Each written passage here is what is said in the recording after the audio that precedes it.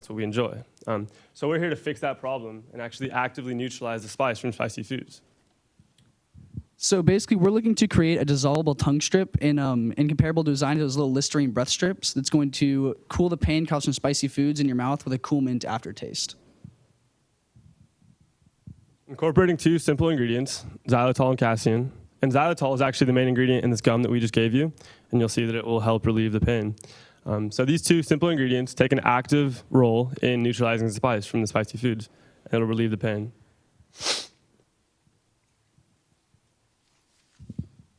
So the reason people like spicy food is because of the chemical dopamine. And dopamine is a pleasure chemical, and it's a human body response to spicy flavor, and it releases this chemical. And this chemical creates an upsell for our product. And one upsell is alcohol. Say you're at a bar or at a wing place and you eat something spicy. You're gonna wanna buy more food and more alcohol if you have a way to relieve this pain. And then people who are lactose intolerant, if we take the milk path in relieving spicy pain, then you won't be able to relieve the spicy pain. But if we take the sugar path, then people who are lactose intolerant will have a manner to relieve this pain. And then also people with Alzheimer's disease, one of the effects are that your dopamine sensors start to decay, and spicy food is no longer kind of pleasing, but more painful.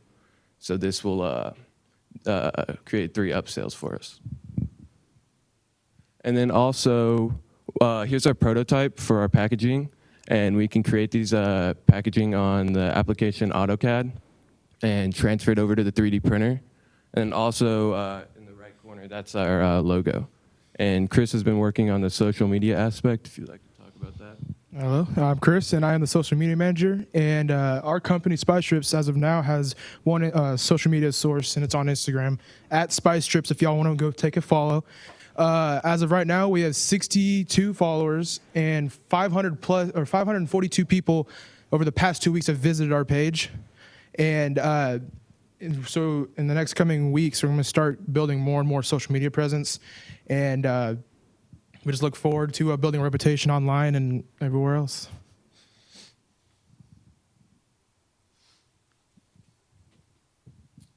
So we really want our product to be ubiquitous. We want it to be everywhere. We want it to be in Walgreens and gas stations and restaurants. But we're going to start out. Burgundy and Chris have talked to a manager of Wayne's Wings on Austin Highway. And once we can get our product prototyped, we're going to put it in that restaurant with him and try and get feedback on there. And then once we grow from that Wayne's Wings, we'll have a reputation. People know this will actually work. And we'll try and get it into local pharmacies like Nick's Pharmacies, down on Broadway pharmacies. And then we're going to get into Walgreens, Target. And we also have a website up and running right now. And so we can have people order directly from us as well as finding it in restaurants. So we really want this product to be everywhere, accessible to everybody. So the main thing that people tell us when we tell them about our product is, wow, that's such a cool idea, but can you actually do it? So that was our biggest problem in the beginning. So we actually met up with the president of Mission Pharmaceuticals, Mr. Gobi Walsdorf, where we actually talked about if this is a feasible product, and he said, absolutely it is. We talked to him about what we're going to put in our product. We pretty much did the same experiment that y'all did with the salsa, except we did it with a chili piquin, which was a lot more spicy, but he was kind of messing with us. But he told us that the best way that we can make our product is through a hot melt extrusion process, which is a large machine with 2 screws that's going to mix together our product and put it out on a cooling pad where it can actually be cut into our strip forms that we want it to be. But our problem is a hot melt extruder starts at about $5,000, but Mr. Walsdorf said that he has a buddy down at UT who actually makes edible film strips, and once we figure out what we want to put in our product and how much, we can meet up with him again, and he can put us in contact with his friend who he said would be glad to help us prototype our product, where we can then move on to Wayne's Wings and actually find out if people like it and if they want more of it. So we are asking for $500, which the majority will go to our actual ingredients, because once we figure out what we want to put in it, that's when we can actually make our product. So we want to try out xylitol, which is, again, like Wendell said, the main ingredient in that gum you're eating. We want to try out casein, which is a milk powder, which really helps soothe the pain. It's lactose free, so it's people who are lactose intolerant can still have it. Palulon, which is a solvent thickener that is needed to make an actual film strip. We wanted to get some business cards because, like Chris was saying, we really want to get our name out there more, and we hope that can help out with that. plastic for Hayes for his AutoCAD, and there's actually a 3D printer in the back of the room that we can use to actually make our packages. We've already bought 2 domain names, spicestrips.com, which is what our active website is, and we wanted to also link aquilonindustries.com, which is our overall business name, to get a little bit more exposure. But to do that, we need to have a website membership, and once we also get this membership, people can actually start purchasing off of our website. And Hayes can talk a little bit more about our cost of goods sold. So we are going to do 3 packs, 10 strips each, so 30 strips total. And for 30 strips, it's $2.40. But then plus the plastic and the sticker for the packaging, we're going to add $1.40 to that. So our total price to make the product is $3.80. And then we're hoping to sell it for $7.99 and to have a $4.19 revenue. All righty, and we look forward to the journey to beat the heat. Well done, guys.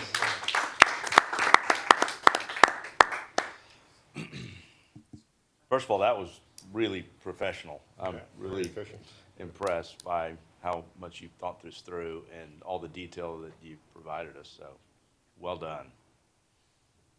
How long does the relief last? Have you guys really put that to the test? You said you tried a chili patine.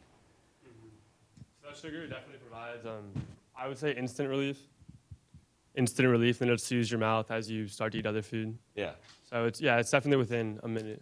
right. Have you had feet? Oh, go ahead, Jim. Well, my question is just, have you looked into whether or not there are any issues from a regulatory perspective, like FDA? I don't know if gum is regulated.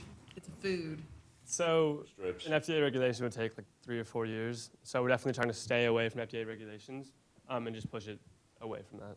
Okay, so y'all have looked at that. Yes, No, if it that would be a doesn't have- long-term goal. If it doesn't have like an actual medication in it, it's kind of iffy on, if we had like ibuprofen in It'd it. be more like a supplement. Mhm. not Yes, it would have to regulated. be Okay. regulated, but ours would not. Has in Wayne's Wings, have you had discussions with, is this, like he's saying, yeah, I got a lot of people in here who, they take too spicy. So Buffalo wing yes, is- I mean, Chris curious, actually like, talked to his manager, Okay. and he's comfortable with helping us get our product into the market. I guess it's not just comfort, but does he see a demand for that? Like every day he sees someone who's overdone it and they're sitting there chugging water. Is that, did he give you any feedback in that regard? Because I'm just curious to the demand is, So on his menu, he does have many like spicy, like different types of wings. So he said that there are like there are ways he can push this out to customers, and just because he has on the menu many different spice levels.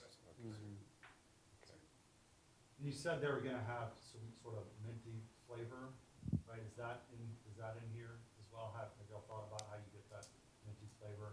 And Yes. get the taste right? So we looked into using menthol, but it was like you have to use 0.05 of a gram where it's toxic to the human body. So we were like, okay, we don't really want to mess with that. So I think we're just gonna go with mint extract, which I don't think we really have to buy because I think we all have that like around our houses. So just kind of trying it out right now. So yeah, right now in the prototyping, we're trying to stay as safe as possible and as simple as possible. So we're keeping it to the bare minimum in our prototype. And then once we get into actually producing this on the extruder, we'll definitely have it down. So this is for emergency use only, really. I mean, you tried something on the heat scale that was a little above your tolerance and you need immediate relief. And I believe that it's really for any level of discomfort. If you've gone at all over what you're comfortable with and you feel any pain at all and you don't like that, Right. it's something you could pop in. And it's simple, it's easy, it takes 30 seconds. You just pull out a little strip. Right. You could have it with you at all Is times. there any taste to any of these ingredients No, not to these. otherwise?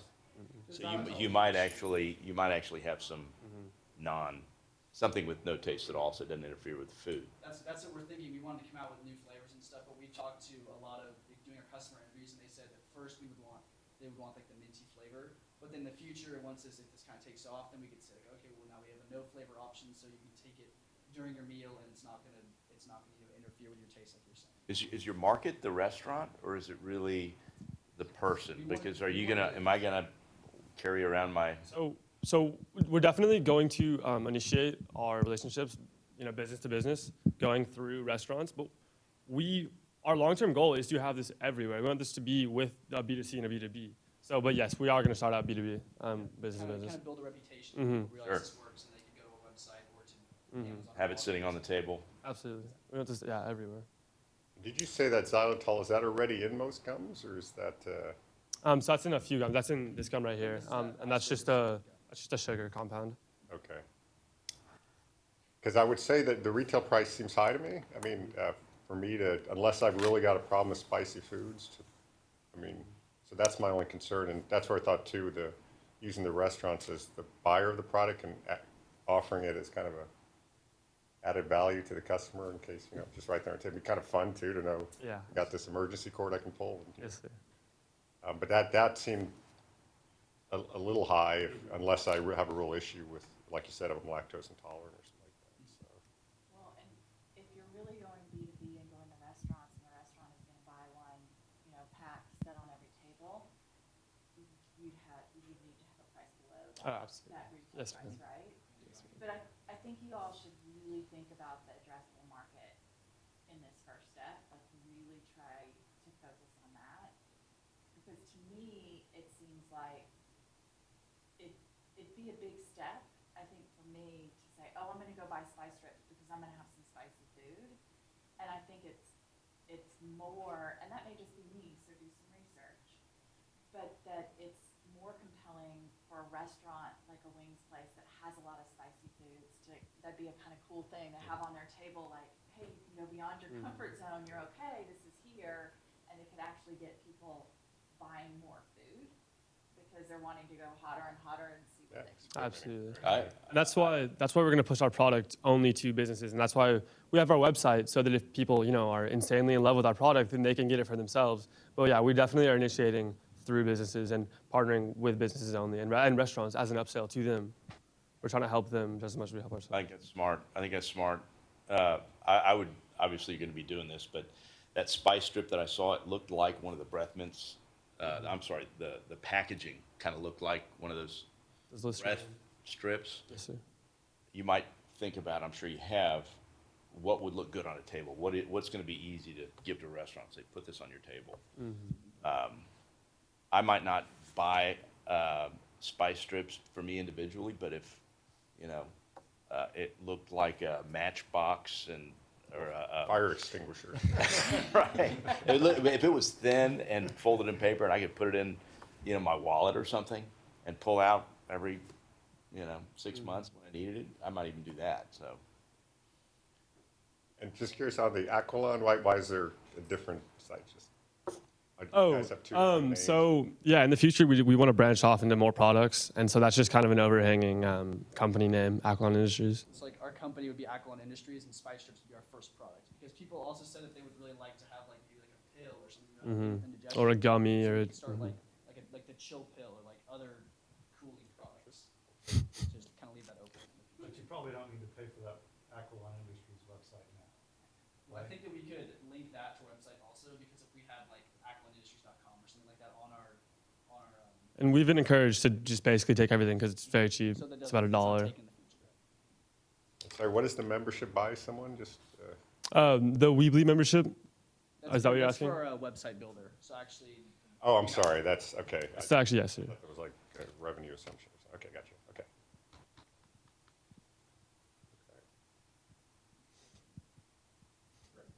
Great presentation. Good job, Yeah, guys. that was good. very well done. Yeah. Did you have something on there? I may have missed it. Target market. What you thought not target market. What you thought the market size was of this? You mean like our TAM and our SAM, I'm sorry. like our total addressable market? Right. Did you have that? I'm not sure I saw that. No, we do not have it on here, but I think it is. So there's Everybody about that eats spicy food. yeah. it's so hard to like It's really hard. Right. figure it out. So Like what percent of people eat Yeah. spicy food? It's like Yeah. I mean, pretty much everybody does here now. I spent a week about like analyzing Google Trends basically, and it said that approximately like 40% of people regularly eat spicy food, and so we're hoping that at least half of those people have an issue with their spice. Can't talk to too many people that haven't had that problem. Yeah.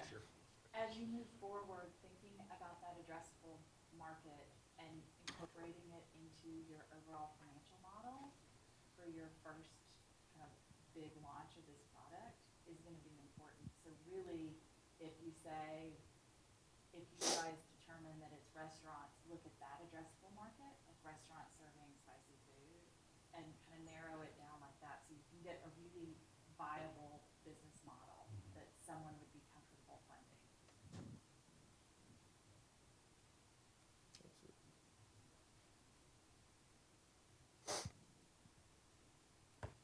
Well done, guys. Thank you. Awesome.